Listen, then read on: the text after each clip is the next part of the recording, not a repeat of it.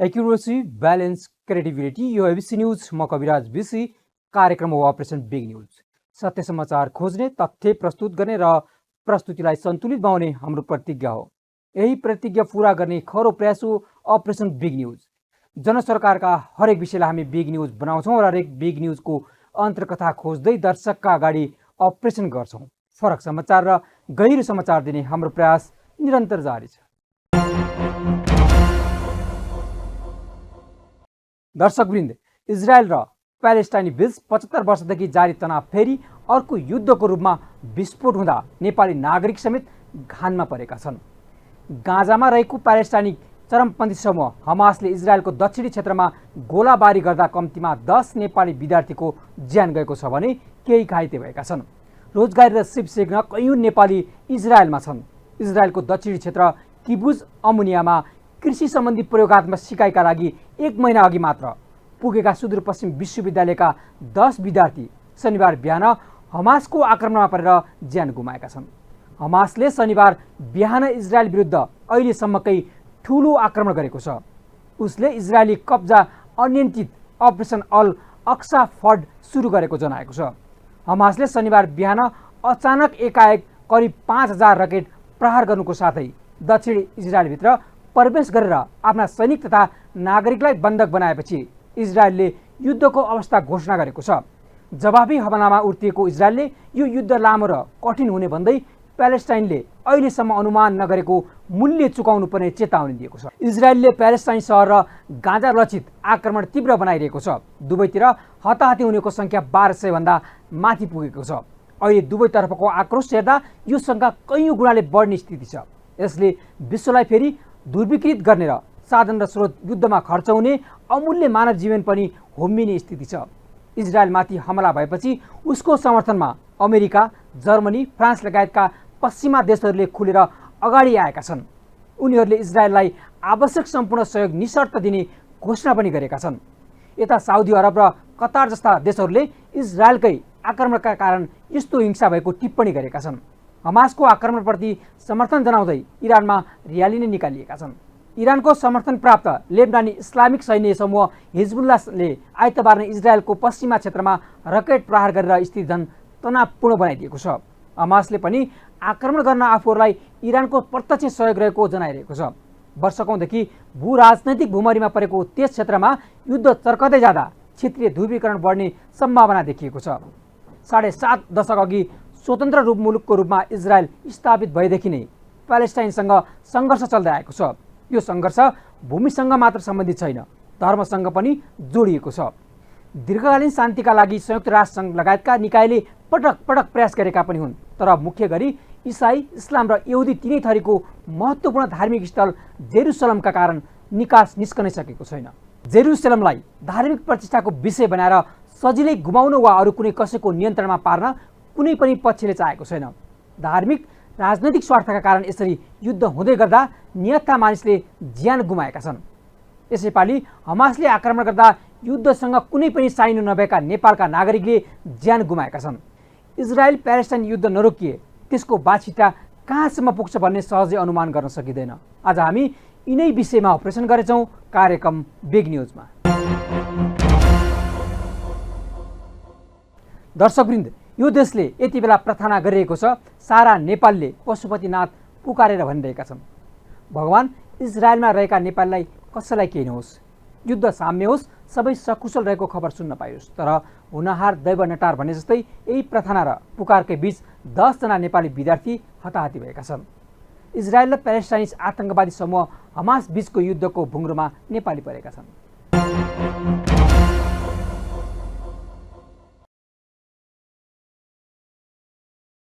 Israel र प्यालेस्टाइनी विद्रोही समूह हमास बीचको युद्धमा ज्यान गुमाउनेको संख्या 1100 नाघेको छ। युद्धमा 4000 भन्दा बढी घाइते भएका छन्। इजरायली सेनाले हमासको आक्रमणमा आफ्नो तर्फ कम्तीमा 700 जनाको मृत्यु भएको स्वीकार गरेको छ। 2000 भन्दा बढी इजरायली घाइते भएका छन्। यस्तै प्यालेस्टाइनी अधिकारीहरूले गाजा क्षेत्रमा भएको प्रतिकार हमलामा 413 जना मारिएको स्वीकार गरेका छन्। 2300 घाइते भएका छन्। हमासले गाजा क्षेत्रमा बालबालिका सहित केहीलाई बन्दी बनाएका छन्। हमासले इजरायली सुपरनोभा संगीत उत्सव स्थलमा समेत आक्रमण गरेको छ। त्यहाँ 250 जना भन्दा बढी इजरायलीको ज्यान गएको छ। इजरायली प्रधानमन्त्री बेन्यामिन नेतन्याहुले युद्ध लामो र असहज हुने भन्दै आक्रमण थप लम्बिने जनाएका छन्। इजरायली सेनाले गाजा क्षेत्र पुनः नियन्त्रणमा लिने प्रयास गरेको छ। यसैबीच अमेरिकाले इजरायललाई गोली गट्ठा सहयोग गर्ने भएको छ। हमासको नियन्त्रणमा रहेको इजरायलको दक्षिणी क्षेत्र सेदोत नेगेभबाट 32 जना नेपालीलाई उद्धार गरी सुरक्षित स्थानतर्फ लगिएको छ। इजरायली सेनाले स्कटिङ गरेर उनीहरूलाई तेल अभिवतर्फ लगिएको हो। यो टोलीमा 49 जना थिए। उनीहरूकै समूहका 10 जनाको आक्रमणमा मृत्यु भएको थियो। नेपाल सरकारले इजरायलमा रहेका नेपालीहरूलाई स्वदेश फिर्ता ल्याउनका लागि जहाज पठाउने भएको छ। मन्त्री परिषदको सोमबारको विशेष बैठकले नेपाल फर्कन चाहनेका लागि जहाज पठाउने निर्णय गरेको हो। उपप्रधान तथा गृहमन्त्री नारायण काजी श्रेष्ठका अनुसार इजरायलबाट नेपाल फर्कन चाहने सबैलाई सरकारले खर्च बेहोर्नेछ। अनलाइन फारम भरेका आधारमा संख्या पुगेपछि उनीहरूलाई लिन जहाज पठाइने मन्त्री परिषदको निर्णयमा छ। यस्तै सरकारले हमासको आक्रमणमा परि नेपालीहरूको ज्यान गुमाएको दुःखद घटनापछि मंगलबार राष्ट्रिय शोक घोषणा गरेको छ। उनीहरूको सम्मानमा मंगलबार आधा झण्डा झुकाइनेछ।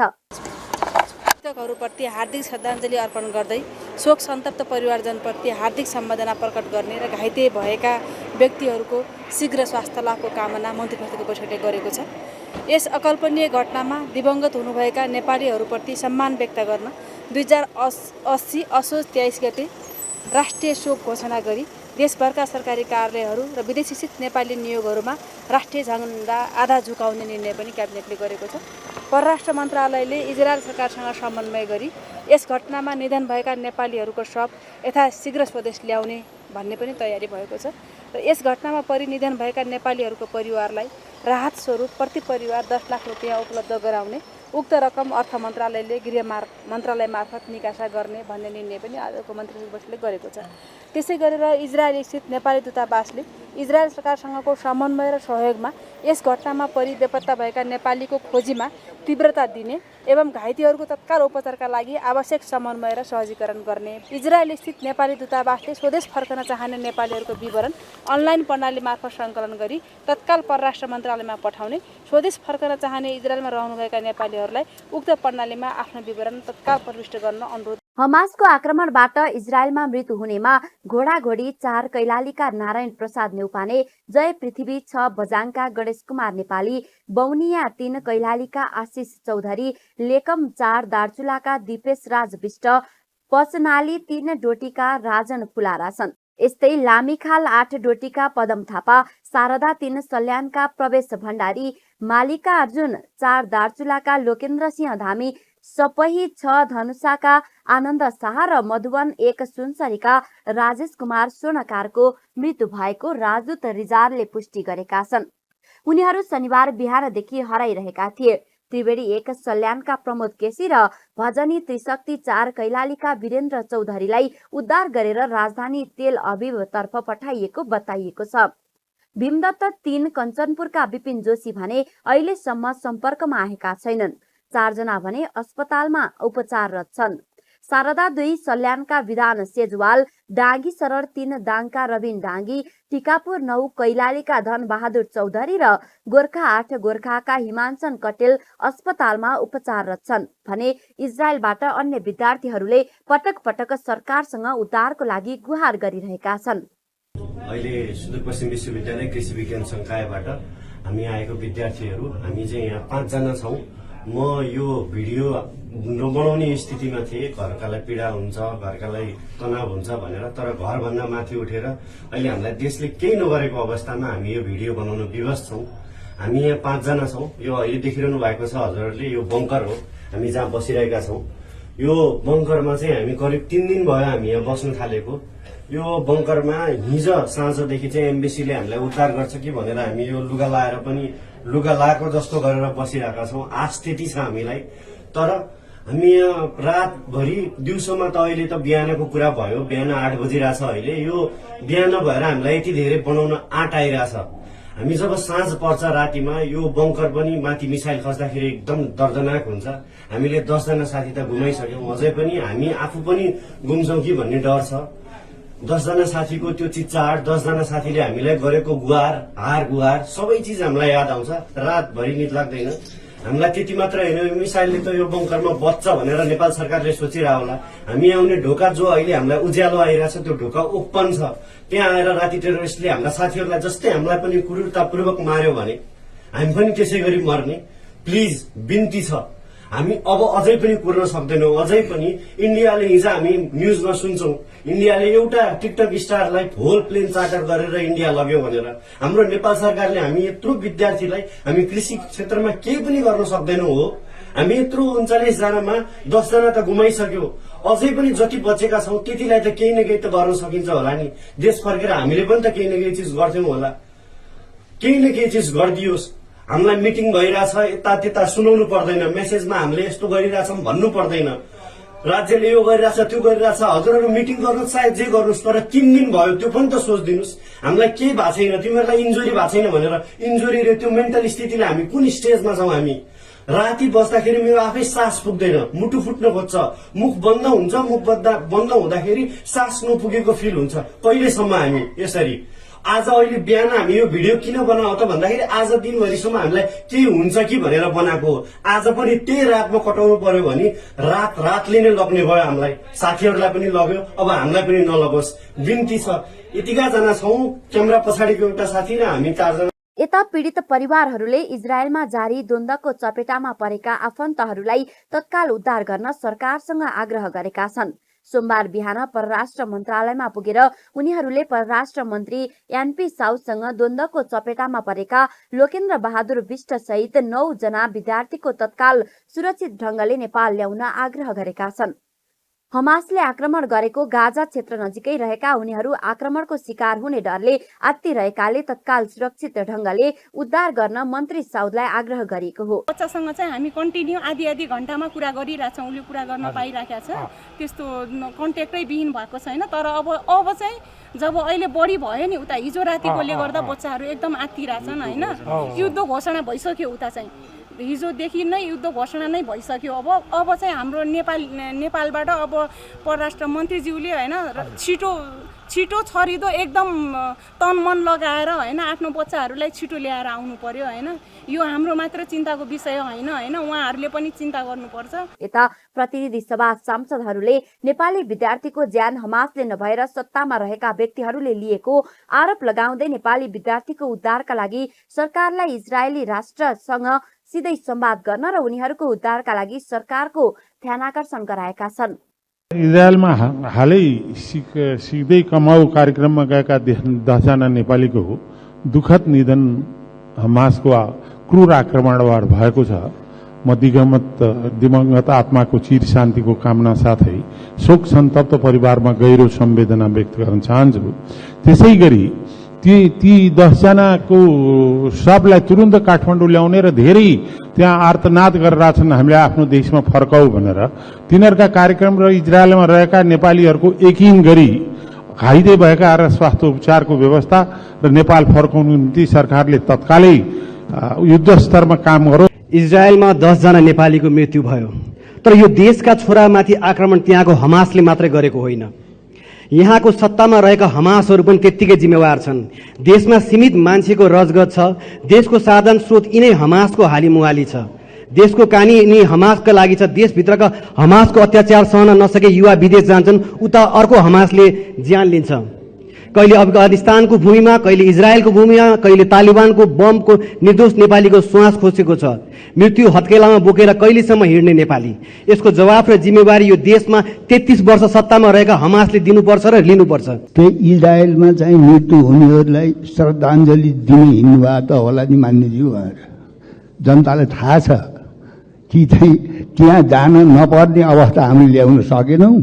त्यसकारणले अब मैले पनि अब ती मृतकहरूप्रति श्रद्धाञ्जली अर्पण गर्न चाहन्छु र अरू के पो गर्न सक्छु र त्यसकारणले सरकारले उहाँहरूको चाहिँ उपकारको लागि ध्यान दियोस्। इजरायलमा मृत्यु भएका सुदूरपश्चिम प्रदेशका विद्यार्थीका परिवारलाई प्रदेश सरकारले 2 लाख रुपैयाँ दिने घोषणा गरेको छ। त्यस्तै नेपाल सरकारले मृतक परिवारलाई राहत स्वरूप 10 लाख रुपैयाँ दिने घोषणा गरेको छ। लर्न एन्ड अर्न कार्यक्रम मार्फत गत महिना मात्रै उनीहरू इजरायल पुगेका विद्यार्थीहरू किबुज अलुमिम फार्ममा प्रशिक्षणरत रहेकै बखतमा हमास समूहको आक्रमणमा परेका हुन्। आक्रमण भएको क्षेत्रबाट 32 विद्यार्थीलाई इजरायली सेनाले स्कटिङ गरी सुरक्षित स्थानतर्फ लगिएकाले उद्धारको पर्खाइमा रहेका बाँकी नेपाली विद्यार्थी अनि श्रमिकहरूलाई समेत नेपाल सरकार, तालिम प्रदायक केन्द्र, रोजगारदाता र इजरायलवासी नेपाली समुदायसँगको सहकार्यमा तुलनात्मक रूपमा बढी सुरक्षित स्थलतर्फ स्थानान्तरण गर्ने र मिलाएर नेपाल पठाउने दिशामा गृह कार्य भइरहेको दूतावासले जनाएको छ। हाल आफू रहेकै ठाउँमा सुरक्षित रहँदै रजिस्ट्रेसन प्रक्रियामा सहभागी हुन समेत दूतावासले सम्बन्धित सबैलाई आह्वान गरेको छ।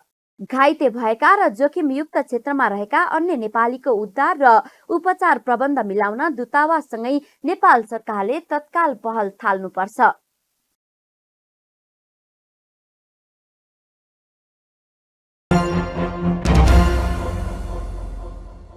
दर्शकवृन्द, इजरायल र गाजाबीच शनिबारदेखि युद्ध जारी छ। उक्त युद्धमा परेर 10 जना नेपाली विद्यार्थीको मृत्यु भएको छ। हवाई हमलासँगै आतंकवादी हमला निरन्तर जारी छ, जसले गर्दा नेपालीहरू निकै त्रासमा छन्। उनीहरूले निरन्तर रूपमा उद्धारका लागि अनुरोध गर्दै आएका छन्, तर अहिलेसम्म उद्धार हुन सकेको छैन। अन्य देशका नागरिकहरूको धमाधम उद्धार भयो, तर युद्धग्रस्त क्षेत्र नजिकै रहेका नेपाली विद्यार्थीहरूको भने शनिबारदेखि आजसम्म पनि उद्धार हुन सकेको छैन। आफूहरूसँगै रहेका थाइल्यान्ड, इजरायल लगायतका अन्य देशका विद्यार्थीको उद्धार गरिएको उनीहरूले गुनासो गर्दै आएका छन्।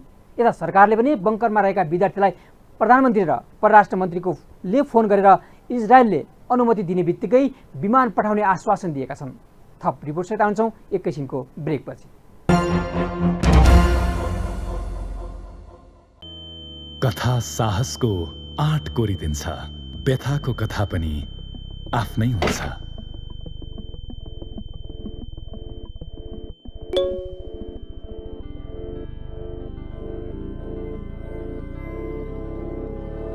आफ्नै सुन्ने, आफैलाई खोज्ने नयाँ युगमा पनि आफ्नो भनेको आफ्नै हुन्छ। राष्ट्रिय वाणिज्य ब्याङ्क, सम्पूर्ण डिजिटल कारोबारका लागि डिजिटल संसार। इमानदारिताको साथ मेहनत गरेपछि फल त पक्कै पाइन्छ। इमानदारितासँगै सफल हुनको लागि साथ चाहिन्छ। म मेरो व्यवसायमा सफल हुनुमा मलाई नेपाल टेलिकमको बलियो साथ छ। हाम्रा देशभर रहेका कार्यालयहरूमा सहज रूपमा सम्पर्क गर्नको लागि नेपाल टेलिकमको 4G लगायत लिज लाइन, इन्टरनेट र CUG सेवाले ठुलो सहयोग पुर्याएको छ। नेपाल टेलिकम, राष्ट्रको सञ्चार।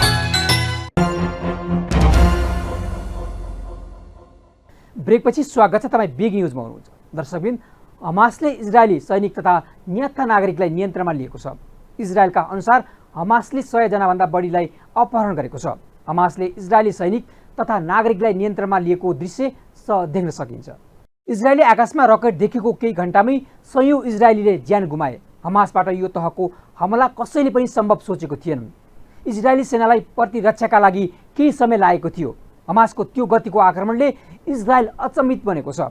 अन्तर्राष्ट्रिय समुदायले पनि अकल्पनीय भनेका छन्। इजरायलले वर्षौंसम्म हमासको हमलालाई लिएर प्रश्न खेप्नु परेछ, तर अहिलेको स्थितिबारे प्रधानमन्त्री बेन्जामिन नेतन्याहुले प्रष्ट शब्दमा भनेका छन्, हामी अहिलेको युद्धको स्थितिमा छौँ। युद्धका लागि हमासले रोजेको समय संयुक्त थियो वा नियोजित भन्ने पनि क्रमशः खुल्दै जाला, किनभने अरब र इजरायल बीच पहिलो युद्ध 6 अक्टोबर 1973 मा भएको थियो भने यो मिति इतिहास बनिसक्यो। संयोगमा के हो भने 2023 को अक्टोबरमा पुनः युद्ध जारी छ। आइतबार मात्र इजिप्टमा 2 इजरायली पर्यटकको गोली हानी हत्या गरिएको छ। युद्धमा सामेल नै नभएको व्यक्तिलाई यसरी मारिँदै जानु दुर्भाग्यपूर्ण हो।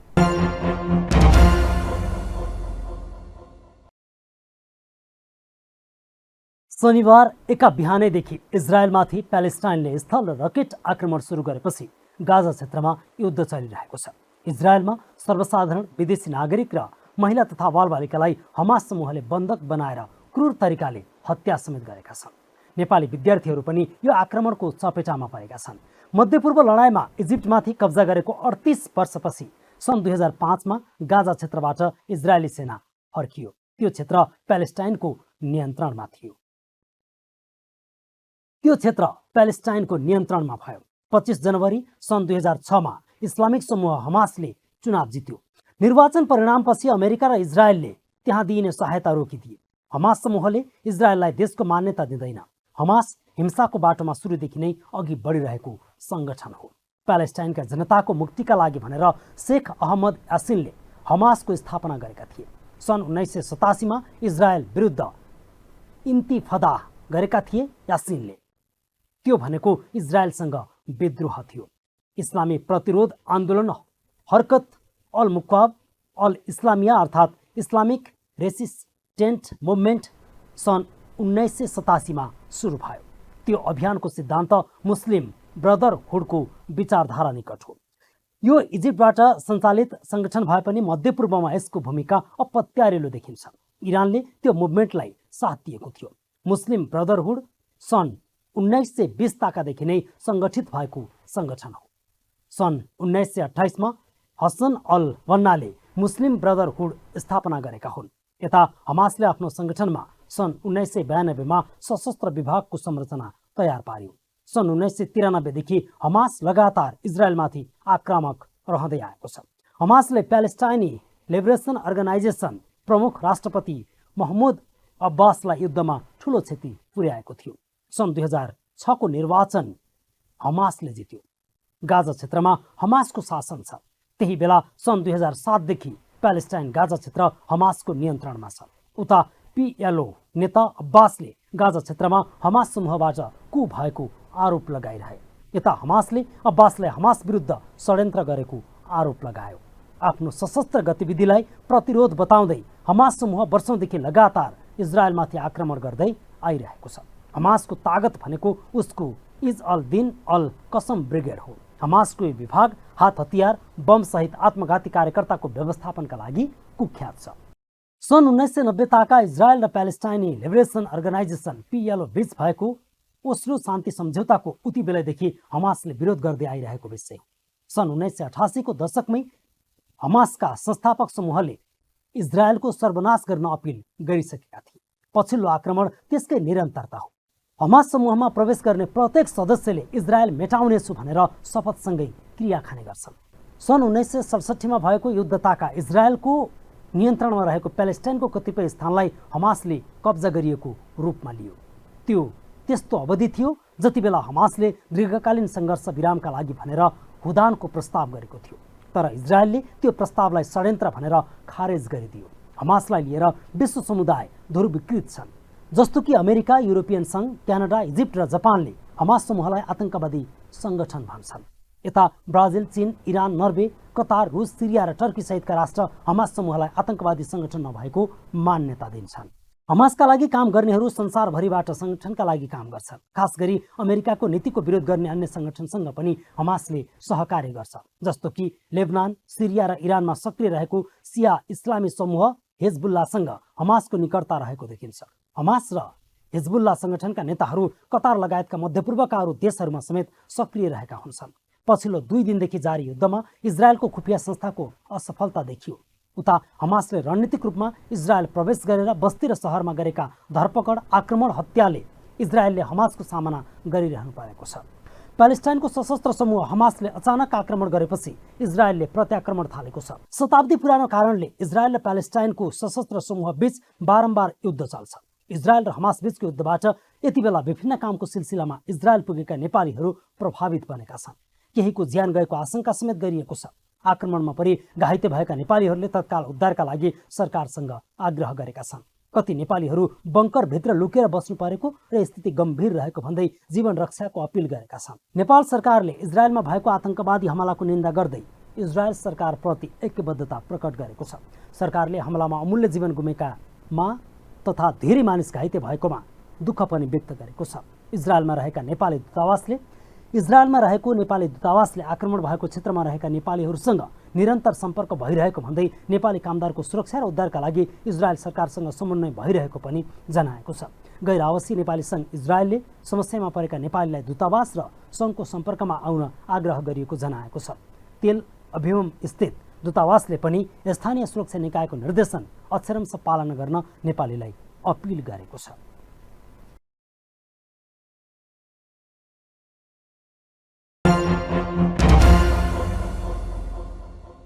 दर्शकबिन, आकाशमा रकेट पड्किरहेको समयमा हमासका सशस्त्र सेना गाजामा इजरायलले लगाएको तारबार तथा पर्खाललाई तोड्दै भित्र छिरेको दृश्य देख्न सकिन्छ। इजरायलले घरेलु गुप्तचर निकाय सिन्डबेट, बाहिरी गुप्तचर निकाय मोसाद तथा इजरायली रक्षा बलहरूले शक्ति एवं संयुक्त प्रयासले यसलाई रोक्न पनि सकेन। सीमामा हुन सक्ने सम्भावित टकराव र भिडन्तलाई मध्यनजर गर्दै इजरायलले उसको नियन्त्रणमा रहेको गाजामा सेन्सर तथा क्यामेरा लगाएको छ। तर केही घण्टामै यस्ता प्रविधिले समेत चुइको नपाउने गरी हमासका लडाकु बाक्लो सङ्ख्यामा इजरायली भूमिमा प्रवेश गरे।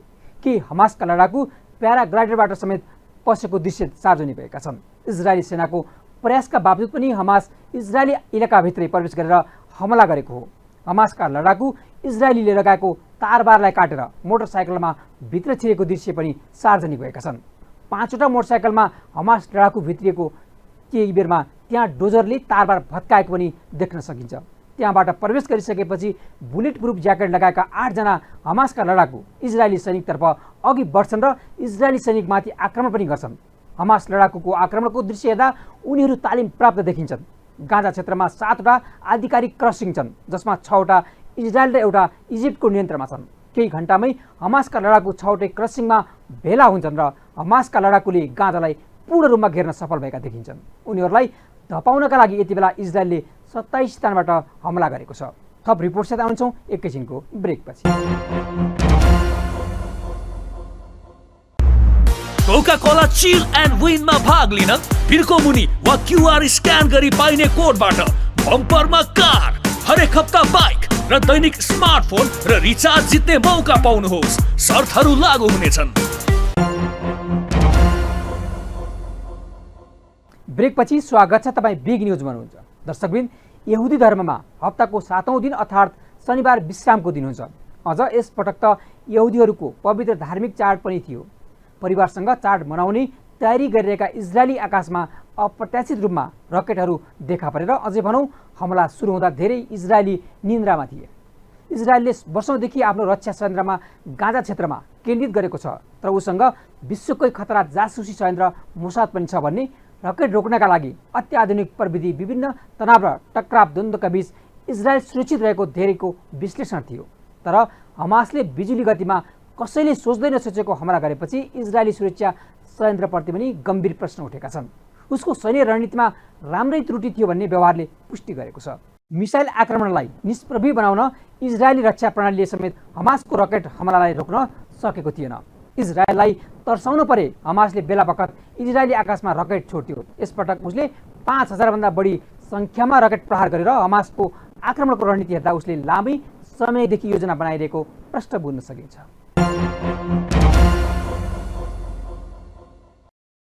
जेरुसलेम मुस्लिम, इसाई र यहुदी 3 धर्म मान्नेहरूका लागि आस्थाको केन्द्र हो। यहाँ अल अक्सा मस्जिद छ। मुस्लिमहरू पैगम्बर मोहम्मद मक्काबाट यही आएको विश्वास गर्छन्। यो मस्जिद नजिकै डोम अफ रक पनि छ। मुस्लिमहरूका अनुसार यहीबाट पैगम्बर मोहम्मदले स्वर्गको यात्रा तय गरेका थिए। मक्का र मदिनापछि मुस्लिमहरूले अल अक्सा मस्जिदलाई तेस्रो सबैभन्दा पवित्र स्थल मान्दछन्। जेरुसलेममा इसाईहरूको पवित्र द चर्च अफ होली सेपल्कर पनि छ। विश्वभरका इसाईहरू यही ठाउँमा ईसा मसीहलाई सुलीमा चढाइएको विश्वास गर्छन्। इसाईहरूले यही ठाउँलाई त्यो पवित्र ठाउँ पनि मान्छन् जहाँ ईसा फेरि जीवित भएका थिए। जेरुसलेममा वेस्टर्न वाल पनि छ। यहुदीहरूका अनुसार यहाँ पहिले उनीहरूको पवित्र मन्दिर थियो र यो भित्तो अर्थात् वेस्टर्न वाल त्यही मन्दिरको बाँकी भएको निशानी हो। यही यहुदीहरूको सबैभन्दा पवित्र होली अफ होली छ। यहुदीहरू यही इब्राहिमले आफ्नो छोरा इसाकको बलिदान दिएको मान्छन्। यहुदीहरूले यही स्थानबाट विश्वको निर्माण भएको पनि मान्छन्। जेरुसलेम 3 धर्मको पवित्र स्थल हुनुका साथै विवादको केन्द्र पनि हो। 1967 भएको युद्धमा जितपछि इजरायलले पूर्वी जेरुसलेममा पनि कब्जा गरेको थियो। त्यसपछि इजरायलले पुरै जेरुसलेमलाई आफ्नो राजधानी मान्छ, तर अन्तर्राष्ट्रिय समुदायले इजरायलको यो दाबीलाई मान्दैन। प्यालेस्टाइनीहरूले पनि प्यालेस्टाइन स्वतन्त्र राष्ट्र बनेपछि इजरायल आफ्नो राजधानी हुने दाबी गर्छन्। प्यालेस्टाइनीहरू इजरायल 1967 भन्दा पहिलेको अन्तर्राष्ट्रिय सीमामा फर्किनुपर्ने माग गर्छन्। उनीहरू गाजापट्टी र वेस्ट ब्याङ्कमा स्वतन्त्र प्यालेस्टाइनी राज्यको स्थापना गर्न चाहन्छन्। उनीहरू इजरायलले पूर्वी जेरुसलेममाथि आफ्नो दाबी छाड्नुपर्ने माग गर्छन्। उनीहरू प्यालेस्टाइन स्वतन्त्र भएपछि पूर्वी जेरुसलेमलाई आफ्नो राजधानी बनाउन चाहन्छन्, तर प्यालेस्टाइनीको मागलाई इजरायलले पूर्ण रूपमा अस्वीकार गर्दै आएको छ। इजरायल जेरुसलेममा आफ्नो दाबी छोड्न तयार छैन। इजरायल जेरुसलेमलाई आफ्नो राजधानी र आफ्नो देशको अभिन्न अङ्ग भन्छ। इजरायल र प्यालेस्टाइन बीच केही क्षेत्रलाई लिएर विवाद छ। वेस्ट ब्याङ्क इजरायल र जोर्डनको बीचमा छ। इजरायलले 1967 को युद्धपछि यो क्षेत्रमा कब्जा गरेको हो। इजरायल र प्यालेस्टाइन दुवै यो क्षेत्रलाई आफ्नो भन्छन्। गाजापट्टी इजरायल र इजिप्टको बीचमा छ। यहाँ अहिले हमासको नियन्त्रण छ। यो इजरायल विरोधी समूह हो। सेप्टेम्बर 2005 मा इजरायलले गाजापट्टीबाट आफ्नो सेना फिर्ता बोलाएको थियो। त्यसपछि 2007 मा इजरायलले यो क्षेत्रमा कयौं प्रतिबन्ध लगाएको थियो। यसबाहेक गोलन हाइट्सको विषयमा पनि विवाद छ। यो इजरायल र सिरियाको बीचमा छ। राजनीतिक र रणनैतिक रूपले महत्त्वपूर्ण यो क्षेत्रमा पनि 1967 पछि इजरायलको नियन्त्रण छ। यो क्षेत्रमा इजरायलले कब्जा गरेपछि यस विषयमा कयौं शान्ति वार्ता भइसकेका छन्, तर कुनै सफलता प्राप्त भएको छैन। 1967 मा पूर्वी जेरुसलेममा नियन्त्रण गरेसँगै इजरायलले यहाँ जन्मने यहुदी बालबालिकाहरूलाई इजरायली नागरिक मान्छ, तर यही क्षेत्रमा जन्मिएका प्यालेस्टाइनीहरूलाई भने कयौं शर्तहरूको साथमा यहाँ बस्न दिइन्छ। यी मध्ये एउटा शर्त यो पनि हो कि निश्चित समयभन्दा धेरै जेरुसलेमबाट बाहिर बसेमा उसलाई दिइएको जेरुसलेममा बस्ने अधिकार खोसिन्छ। इजरायलको यो नीतिलाई कयौं मानव अधिकार समूह विभेदकारी नीति भन्छन्, तर इजरायलले यी आरोप अस्वीकार गर्दै आएको छ। यो संघर्ष कम्तीमा 100 वर्षदेखि चलिआएको छ। अहिले जहाँ इजरायल छ त्यहाँ कुनै समय टर्कीको शासन थियो र यसलाई ओटोमान साम्राज्य भनिन्थ्यो। 1914 मा पहिलो विश्वयुद्ध सुरु भयो। विश्वयुद्धमा टर्कीले मित्र राष्ट्रको विरोधी पक्षको साथ दियो। मित्र राष्ट्रमा बेलायत पनि थियो, तर टर्कीले विरोधी पक्षको साथ दिएकोले टर्की र बेलायत विपक्षी भए। त्यतिबेला बेलायती साम्राज्य आफ्नो उत्कर्षमा थियो, जसको नतिजा बेलायतले युद्ध जित्यो र ओटोमान साम्राज्य बेलायतको नियन्त्रणमा पुग्यो। यो समय जियोनिज्मको भावना चरम अवस्थामा थियो। जियोनिज्म एक राजनैतिक विचारधारा थियो जसको उद्देश्य एक अलग र स्वतन्त्र यहुदी राज्य स्थापना गर्ने थियो। यही भावनाका कारण यहुदीहरू ओटोमान साम्राज्यमा आउन थाले। प्यालेस्टाइन पनि भनिने यो क्षेत्रमा यसरी विश्वभरिबाट यहुदीहरू आउन थालेपछि 1917 मा बेलायतका विदेश सचिव जेम्स बेलफोरले बेलायत प्यालेस्टाइनलाई यहुदीहरूको मातृभूमि बनाउन प्रतिबद्ध भएको घोषणा गरे। 1945 मा दोस्रो विश्वयुद्ध समाप्त भयो। यो युद्धमा बेलायतलाई धेरै नोक्सानी भयो र ऊ पहिलेको जस्तो शक्तिशाली रहेन। अर्कोतर्फ त्यतिबेलासम्म यहुदीहरू प्यालेस्टाइनमा गएर त्यही बस्ने क्रम भने चलिरहेको थियो। यससँगै अन्य देशहरूले बेलायतमाथि यहुदीहरूको पुनर्वासको व्यवस्था गर्न दबाब दिन थाले। अन्ततः बेलायतले आफूलाई यो विवादबाट अलग गर्यो र यो विवाद समाधानको जिम्मा संयुक्त राष्ट्रसङ्घलाई दियो। संयुक्त राष्ट्रसङ्घको स्थापना 1945 मै भएको थियो। 29 नोभेम्बर 1947 मा संयुक्त राष्ट्रसङ्घले प्यालेस्टाइनलाई दुई भागमा बाँडिदियो। एउटा अरब राज्य बन्यो र अर्को इजरायल बन्यो। जेरुसलेमलाई संयुक्त राष्ट्रसङ्घले अन्तर्राष्ट्रिय सरकारको नियन्त्रणमा राख्यो। अरब देशहरूले संयुक्त राष्ट्रसङ्घको यो निर्णय मान्न अस्वीकार गरे। उनीहरूले जनसङ्ख्याको हिसाबले आफूहरूले कम जमिन पाएको बताएका थिए।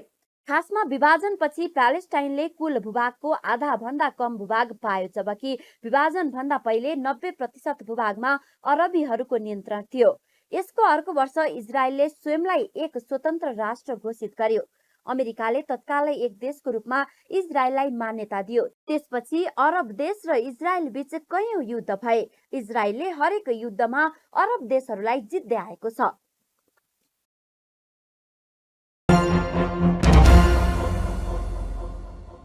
दर्शकबिन, संसारका कुनै पनि मुद्दा युद्धबाट वारपार भएको दृष्टान्त बिरलै देख्न सकिन्छ। बरु वार्ता र संवादबाट युद्धलाई शान्तिमा रूपान्तरण गरिएका उदाहरण प्रशस्त छन्। सैन्य शक्तिका हिसाबले बलियो मानिने रुसले त युक्रेनमाथि आक्रमण थालेको 2 वर्ष हुन लाग्दा पनि वारपार कता हो कता यकिन हुन सकेको छैन। यसको असर भने प्रत्यक्ष वा अप्रत्यक्ष रूपमा सिङ्गो विश्वले भोगिरहेको छ।